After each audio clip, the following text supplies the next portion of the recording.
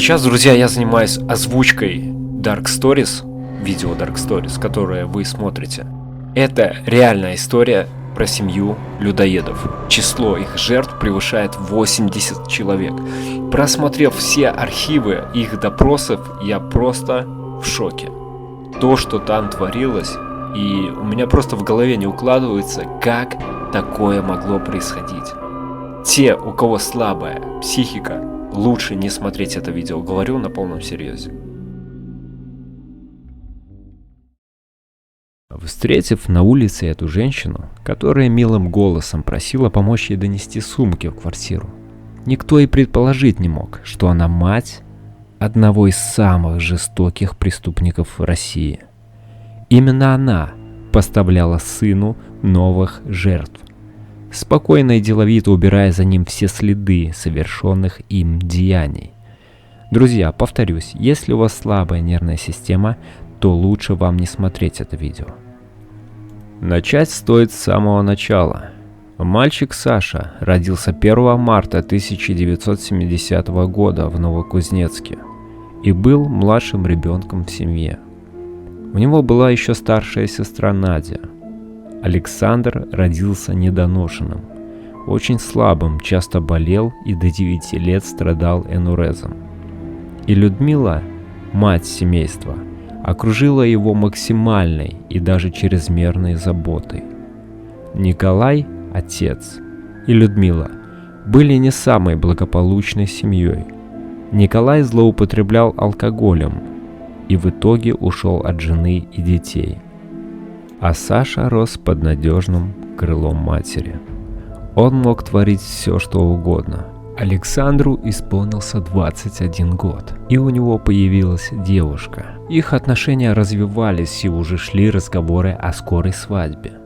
Но в одну из встреч у Александра произошел нервный срыв, и он жестко избил 17-летнюю Евгению Гусельникову.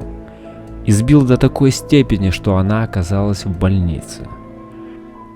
Но Александр, придя в больницу к своей невесте, повторно напал на нее.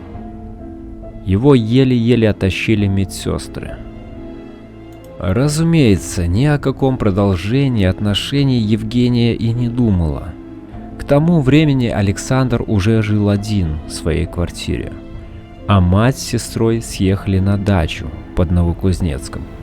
Евгении понадобилось зачем-то прийти к Александру, скорее всего забрать какие-то свои вещи. Больше она из этой квартиры не вышла.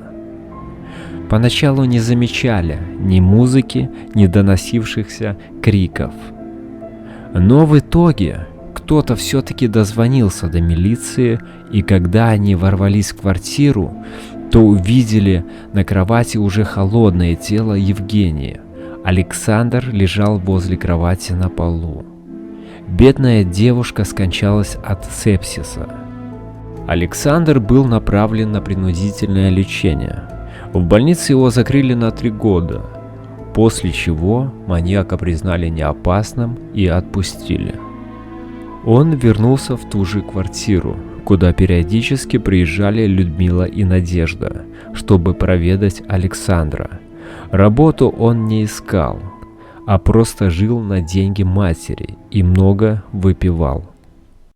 Совсем скоро мать начала приводить к своему сыну новых жертв.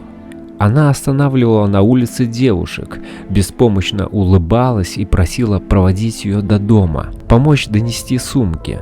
Разумеется, девушки не могли отказать в помощи милой пенсионерке. Как и у любого маньяка, аппетиты Александра росли.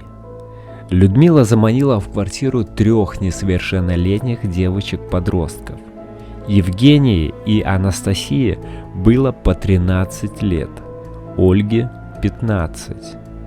Евгения, поняв, кому они попали, впала в истерику. Пока Александр отвлекся на нее, Настя попыталась ударить его по голове бутылкой, но промахнулась, угодив в плечо. Они зашли в спальню, сели на диван. Одна из них по имени Настя хотела Да. Одна из них по имени Настя хотела ударить меня бутылкой, в смысле, чтобы я отпустил ее. Как хотела ударить? Ну, она намахнулась на меня бутылкой. Можешь показать? Хотя бы уже кожу, еще что-то. Да, намахнулась бутылкой.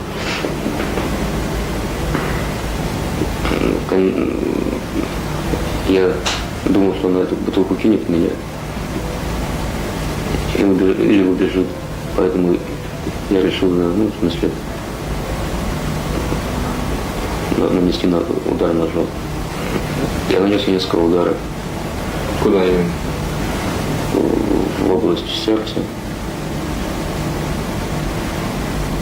Ниже чуть-чуть, где-то около желудка, в горло. Она продолжала жить, я на веревке ударил ее. В итоге получилось, что после этого я обозлился и стал избивать Женю, в результате чего она скончалась. Что-то вы сделали с телом или нет? Да, его разрезали на куски. Кто? Ольга, мать. В этой квартире собаку кормили человечиной. Ольга была еще жива, когда в квартиру Списивцева ворвалась милиция, взломав дверь. Нет, они приехали не по очередному вызову от соседей. Просто накануне Александр не открыл дверь сотруднику ЖЭКа, и они вызвали наряд. То, что было в квартире, вызвало шок даже у опытных милиционеров. Настя, то есть, уже была мертва. Что это за девочки, если ты их знаешь? Это, кажется, Это кто? это Барашкина. Это Барашкина. Женя, точно, да? Это Барашкина.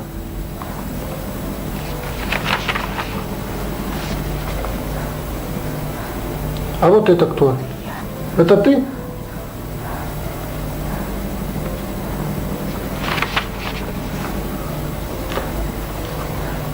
А вот еще вот такие фотографии. Вот это кто? Это он фотографировал? При каких обстоятельствах? Нашли в маме и кровь. Это когда он фотографировал? На второй день? Все еще живы были, все втроем? Значит, зарубил. Распилили. Настя, то есть, уже была мертва. Ты говорила о том, что это он ей давал куски тела Насти, и она их бросала в суп. Это на их суп бросала. Она только отдельно варила. Она отдельно варила. То она... Для кого? Для Нарка. То суп налила. Ну, варила это бабушка, да? Да. Варила это бабушка. И для мяса переложила. И суп налила, и мясо переложила вам в суп. Да. А куски расчлененного тела уносили на улицу? Да, они носили такого. Кто? Бабулька. Бабулька? Как? В чем она их уносила? В мешках. В мешках? Как поберушка такая сумка из мешка, да? Ясно. К сожалению, Ольгу спасти не удалось. Хоть врачи и сражались за ее жизнь до самого конца. Александр и Людмила оказались на скамье подсудимых. Они страстно ругались друг с другом на очных ставках, спихивая друг на друга вину за содеянное. Я 4 за 4 ведра отвечаю. Я тебе уже заработала за 4 ведра. Вот ты 4 ведра. Что я 4 ведра не принесла вот сюда. Вот ты 4 ведра их бросала, значит. Вот и показывай. Ну как тебе не стыдно? Ты за что так на меня обозрен? Бессовестный Я ты. не обозрел. Нет, ты почему так ко мне агрессивно подходишь? Потому что почему ты агрессивно подходишь? требуют трупы. А я его не брала, твой труп. А я я его его- не ем. А ты сказал, что я котлеты делаю. Бессовестный ты. Списивцев заманивал жертвы, предлагая накормить, послушать музыку, распить спиртное, дать подзаработать. А еще в кровавых стенах было найдено на 80 человек комплектов одежды со следами крови.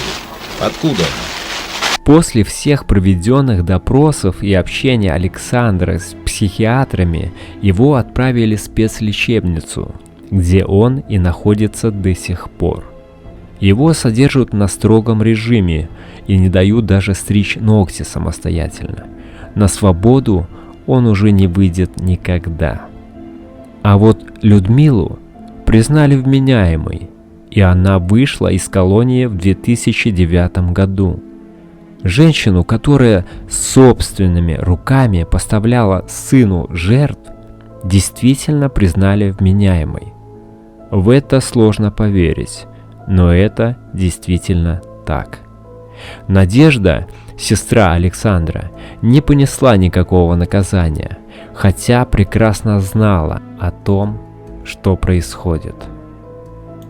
Так выглядит квартира маньяка сейчас.